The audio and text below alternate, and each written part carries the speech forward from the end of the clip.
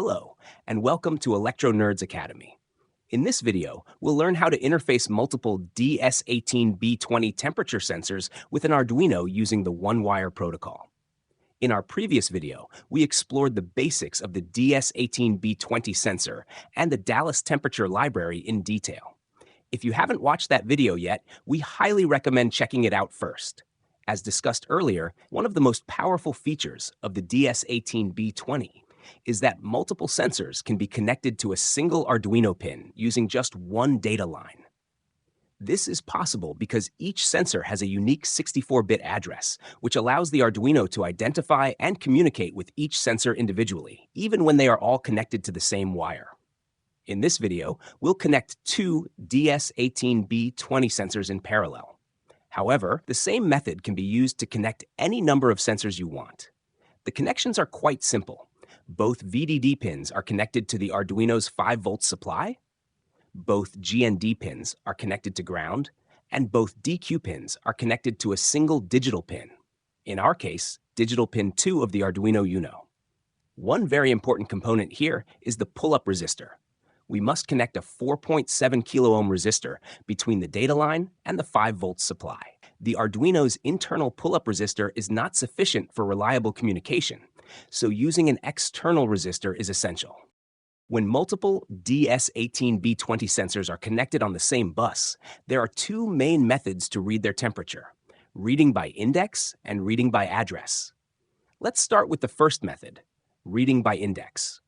In this approach, the library automatically assigns an index number to each sensor, starting from 0, based on the order in which they are detected on the bus.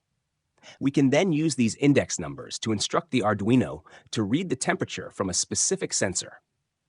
The following example sketch demonstrates how to configure the Arduino to detect all connected DS18B20 sensors and display their temperature readings using their assigned index numbers. The sketch begins by including two important libraries: OneWire.h, which handles communication over the OneWire protocol, and DallasTemperature.h, which provides easy-to-use functions for working with DS18B20 sensors and reading temperature values. Next, we define the Arduino pin to which the sensors are connected, in this case, digital pin 2. To communicate with the sensors, we need to create two objects. First, we create a OneWire object and specify the pin connected to the data line. Then, we create a DallasTemperature object and pass it the reference of the OneWire object, linking both libraries together. After that, we declare three variables: an integer variable named deviceCount to store the number of sensors detected on the bus, and two float variables, tempC and tempF, to store the temperature readings from each sensor in degrees Celsius and degrees Fahrenheit. Inside the setup function, we first call the begin function, which scans the OneWire bus and detects all connected DS18B20 sensors. As each sensor is found, the library assigns it an index number. Then we start serial communication at a baud rate of 9600 so we can display the readings on the serial monitor. After that, we use the getDeviceCount function to determine how many sensors are connected, and then we print this value on the serial monitor. Now let's move to the loop function. Here, we first call the requestTemperatures function, which instructs all sensors in the bus to perform a temperature measurement. Then, we use a for loop that runs from 0 up to the total number of detected sensors. For each sensor, we read the temperature in Celsius using the getTempC_by_index function, and in Fahrenheit using the getTempF_by_index function. We pass the sensor's index as a parameter to these functions and store the results in the tempC and tempF variables. These values are then printed on the serial monitor. After displaying all the temperature readings, we add a 1-second delay before repeating the process. Now let's upload this code to the Arduino. After a successful upload, we open the serial monitor. The program first indicates that two devices have been detected. After that, it displays the current temperature from each sensor in both degrees Celsius and degrees Fahrenheit. Since two sensors are connected, two sets of readings will appear. If we touch one of the sensors, its temperature will begin to rise, and once we release it, the value will gradually return to normal. The same behavior can be observed with the second sensor. Touching it increases its temperature, and releasing it brings the reading back down. This method is useful when we don't need to know exactly which sensor is which physically, but just want to read all of them in the order they're found. However, there is one important limitation. The index assigned to each sensor is not fixed. The detection order can change due to wiring differences or power conditions, meaning the same physical sensor may have a different index each time the program runs. To solve this problem, we use the second method, reading by address. In this approach, we use two separate sketches. First, we run a sketch to detect and record the unique address of each sensor.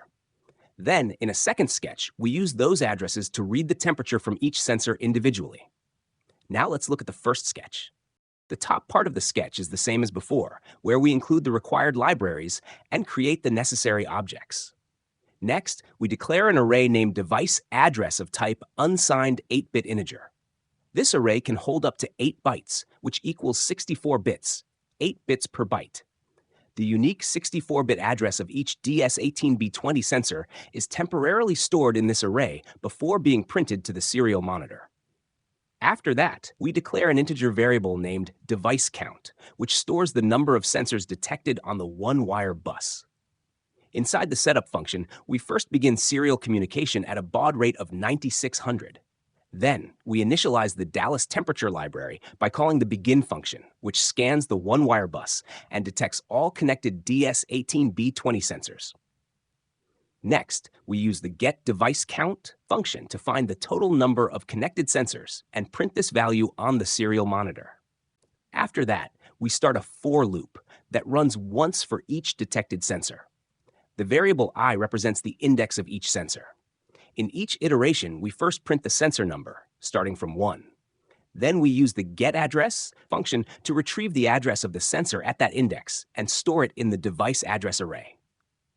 Once we have the address, we print it on the serial monitor in a clean and readable format.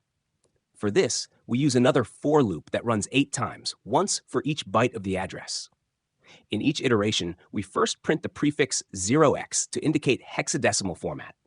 Then we check if the current byte is less than the hexadecimal number 10. If it is, we print a leading 0 to maintain a consistent 2-digit format.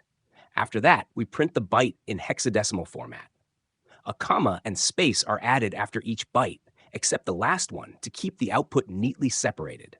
Once all 8 bytes are printed, the count variable I is incremented, and we repeat the process for the next sensor, if any. Lastly, it's worth mentioning that in most online examples you'll see, we'll use a built-in array type specific to the DallasTemperature library called device address used to store sensor addresses. Internally, this is simply an array of unsigned 8-bit integers. In this example, we've used our own array to help you better understand what's happening behind the scenes. Now, let's upload this sketch to our Arduino. After a successful upload, we will open the serial monitor, and you can see the address of the connected sensors is being displayed. Since we are working with 2 sensors, 2 addresses appear. Make sure to copy and save them, as we'll use them in the next sketch. But the question is, which address belongs to which sensor? To figure this out, we can disconnect one of the sensors and open the serial monitor again. This time, only one address will be displayed. That address corresponds to the connected sensor, and the other address we saw earlier belongs to the second sensor. If you are using more than 2 sensors, you'll need to repeat this process, connecting one sensor at a time to identify and label each address correctly. Now that we've discovered and saved the addresses of both sensors, let's move on to the second sketch, which we will use to read the temperature from each sensor individually.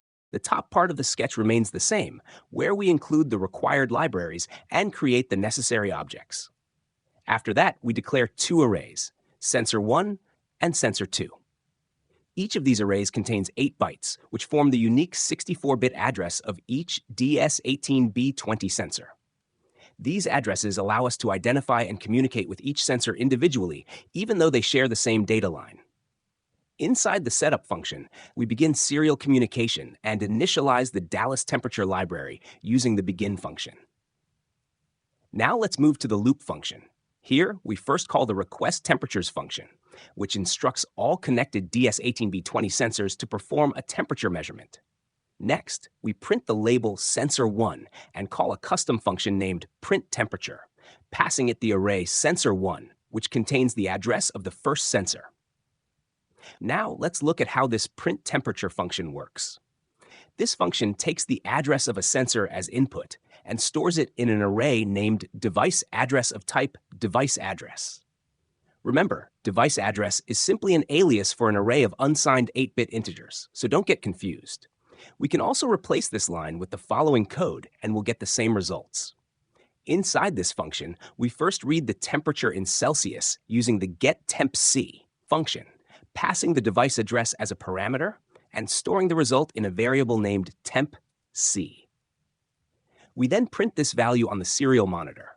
We repeat the same process to read the temperature in Fahrenheit using the getTempF function and print this value on the serial monitor as well.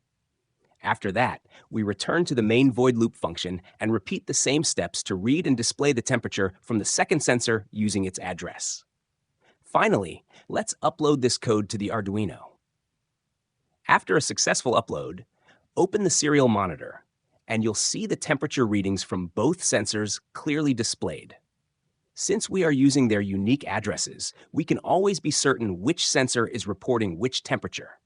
If we touch the second sensor, its temperature reading will increase, and once we release it, the value will gradually return to normal. The same behavior can be observed with the first sensor as well. And with that, we have reached the end of this video. If you found this video helpful, make sure to like the video, subscribe to Electro Nerds Academy, and we'll see you in the next one.